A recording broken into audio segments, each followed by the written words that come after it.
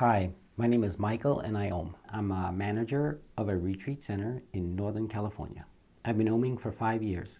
I've had a lot of years of psychotherapy when I was younger, and after just a few years of oming, I feel much better about myself. I was pretty reckless and rambunctious. I would be one of the kids that would walk in, late to class, and I'd disrupt everybody, make sure everybody saw me. When I was in high school, I actually rode my motorcycle to school, meaning I rode it down the stairs into school, through the school, past my classroom and out the back door. Just motorcycle was just another way for me to be free and expressive in a very antisocial and destructive way. I was racing on a racetrack, and then I would ride on the street, basically like I was on a racetrack all the time.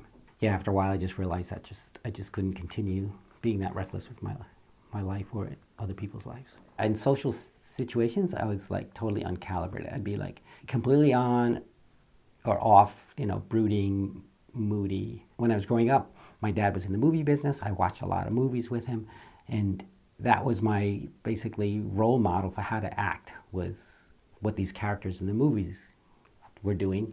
But to me, that was a real thing. So I would go out into social situations and I'd have a script in my head of how to be, like Richard Gere or James Dean, John Wayne, and then act that way in real life. I was so uncalibrated, I didn't really know how to relate to people in real time. When I learned to Om, I started to feel and experience another person in real time. I learned to be attentive to sensations that's going on in my body and communicate that and not worry about whether I'm right or wrong, and ask questions, for example, to adjust the pressure or the speed or the location of a stroke.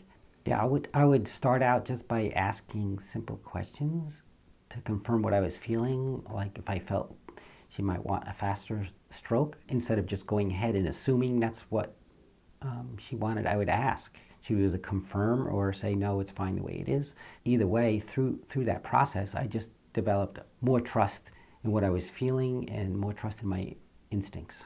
Prior to Om, I was very comfortable with certain kind of women, in my preference zones that create a certain sense of arousal in me. However, now the sensation comes first, and I feel the arousal come up, and then I connect with the woman based from what I'm feeling in my body. One night I was driving around the retreat property, and I saw a friend walking along the path. I just sensed something wasn't right.